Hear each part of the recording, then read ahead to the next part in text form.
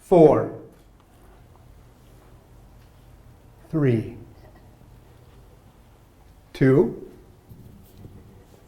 summit. That was the call and the cry of the mountaineering team. At 3,000 plus meters, Norman Vaughn and his team began to cheer as they had made it up the 3,000 meters. They were so happy. Norman, with his grayish beard, now white from snow and ice, smiles from ear to ear. He was so excited. See, there was a video team with him that day, and the videographer asked him, "Hey, Norman, you got a message for us?" And Norman walked up and he looked at the camera, and he said, "Yes, I have a message. I have a message for everyone, young and old." Now, before I give you the message, I want to give you the back. I know what you're thinking. Don't you hate that? Before the person gets voted off of the island, kicked out of the house, the rose goes to the other person, we have to go to commercial break. This is not a commercial because the message makes more sense when you understand the backstory. See, this day, Norman Vaughn was 3 days from his birthday. And for his birthday, he wanted to ascend a mountain. So 3 days before Norman turned 89 years of age, he was going to give this message. But see, this wasn't just any mountain. No. See, Norman Vaughn wanted to climb Vaughn Mountain. Now, he didn't just go, you know what, for my 88th, 89th birthday, I'm going to climb a mountain with my name on it. No, not Norm. Norman said, you know what, I want to climb my mountain, a mountain that was named after me. See, a young Norman Vaughn, he was a sled dog captain, and a map maker and an explorer. And he was with Sir Admiral Byrd on one of the first expeditionary trips to Antarctica. And as they were down there, he's doing such a good job, Sir Admiral Byrd said, well, Norm, you know what? Right over there, let's call that Vaughn Mountain. So at age 89, Norman Vaughn and his team went to one of the most brutal climates in the world and ascended to 3,000 plus meters. And he gets to the top, and he's asked, what's your message? And Norman looked out into that camera. I want everyone to dream big and dare to fail. Young and old. We're here because we dared to fail. So now I want everyone to dream big and dare to fail. What are your dreams? Do you have them anymore? When we're young, we love dreams, don't we? Kids love dreams. I remember growing up and inventing stuff all the time.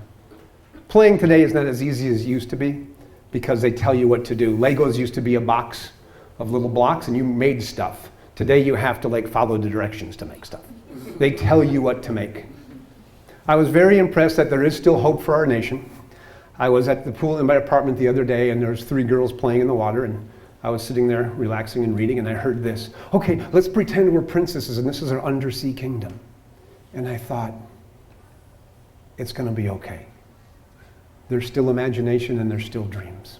So as I approached the pool to get in, and they were all 3 standing on the step guarding it apparently, I asked them, I said, Your Highnesses, may I enter your kingdom? And of course they allowed me access. I did have to pay a small toll, but they did let me in. So capitalism is also part of our dreams. But what are your dreams? Today I want to ask you to do something. Before you go to bed tonight, write down 3 of your dreams. Verbalize them to yourself and get them on paper. No dream is too big. See, dreams are great. But then, of course, you might say, well, Steve, we're adults.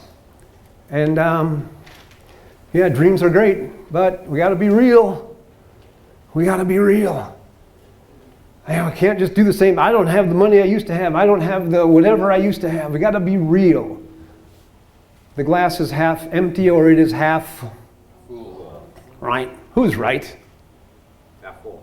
It's half full. They're both right. Everyone's right. I'm a realist. I like getting real. So today what I want to do in the next few minutes, I want to share with you a couple steps. It's about getting real with your dreams. Because I think dreams are important. But I'm also smart enough to know we have to be real. Agreed? Yes. Yes, let's get real. R-E-A-L. All right, I see some younger millennials thinking, R-E. I just spelled the word real. It is not some text and acronym. Oh, what's he saying? Really excited about lunch? No. So for those of you who are younger, that is not a text abbreviation. That's actually the word for real. We spell those out in my generation. My son looked at me the other day. I said something funny. He looked at me and goes, oh, lol. And I said, what? He goes, that was funny. And I said, you could laugh. Oh. So that's what real means, R-E-A-L. It's just the word for real. But I'm going to use that to remember some things. R is for take responsibility. You've heard that before, right? We have to take responsibility. When we take responsibility, I want you to admit there is a, come on, say it. There's a dream, yeah. Admit there's a, we take personal responsibility and we admit there is a risk. We admit there's a problem. We admit there's a mistake. A lot of things we can admit. I want you to admit there's a solution. See, it's easy for us to discover problems. We do it all the time. Think about old Norman Vaughan back up on the mountain, right? He probably had a lot of problems. We have our dreams, and the first thing we do is figure out all the reasons why our dreams can't come true. And that's okay, because we have roadblocks. I don't have enough money. That could be an excuse, but it can also be a real problem. So we have our list of roadblocks for all the things stopping us. Now I want you to say, I'm going to take responsibility and admit there is a solution to every problem.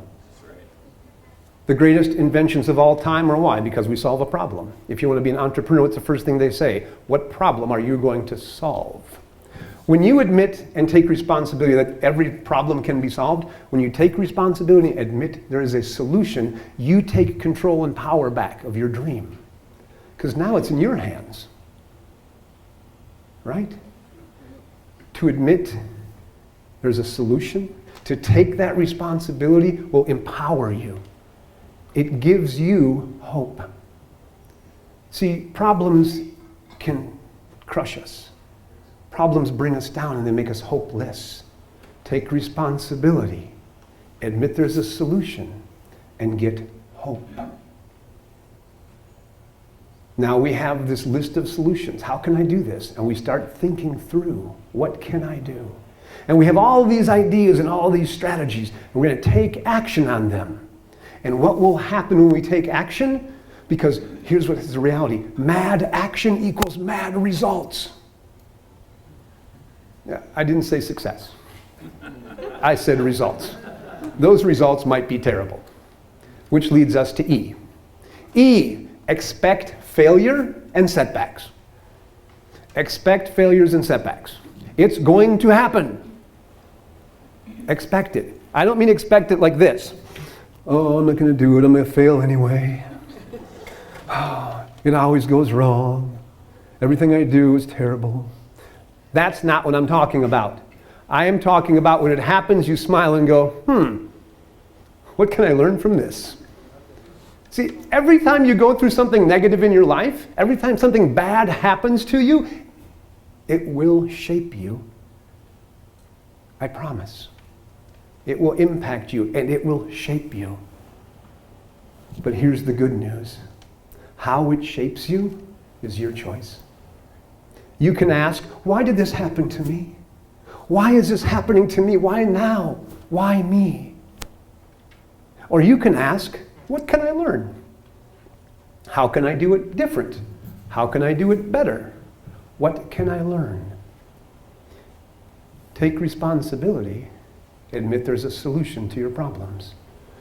Attack your problems with mad action, but expect there's going to be problems. Expect setbacks and failures. And do it with a good attitude. That's A. Attitude is everything. attitude. A positive attitude is great. I'm not talking about, oh, I'm going to think wonderful thoughts and everything will be wonderful. Namaste. If you think happy thoughts, everything is roses and rainbows. That is not true. A positive attitude, though, means preparing yourself for the good things in life. I want you to practice proactive positivity.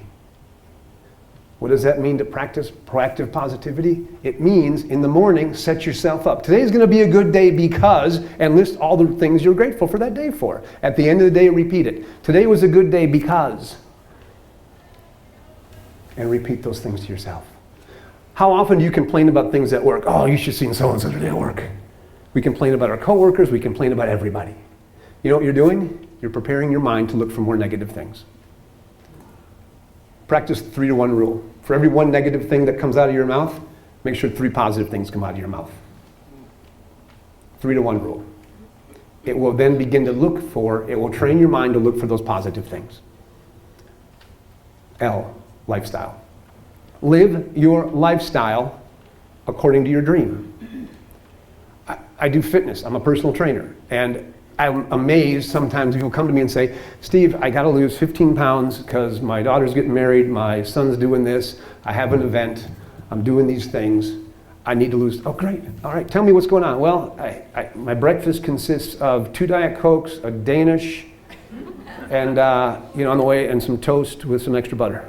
Okay, great. And exercise? No. Does the arm folding chair thing work sometimes? No. Lazy boy, no. How about, what do you do? Well, gosh, I go to work all day. I work on computers, so I'm sitting all day. So I get home, I'm tired. I just like to sit on the couch and watch TV. I said, so we're going from sitting on the couch or sitting in the chair at work to sitting on the couch at home and drinking diet soda and Danish. Yeah. All right, so let's change one thing. Why don't we drop the Diet Coke? No, I got to have that. And no lifestyle changes are made. You can't get your dream until you do your lifestyle changes. The life you have right now, the life you're sitting at right now is a result of action you took before. Tomorrow, if you want this life here, it's time to change your lifestyle here. You can get whatever dream you want if you just get real. See, if you take responsibility and admit there's a solution, if you expect failure and setback and use them to grow and to learn, and you have a positive attitude, and your lifestyle matches, then your dreams can be your reality. Then you too can sit back and whatever it is, get it. See, I want to go back to the mountain, and I want you to hear it one more time.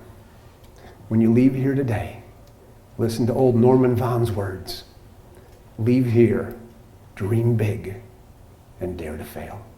I'm Steve. It's been a pleasure. Outstanding.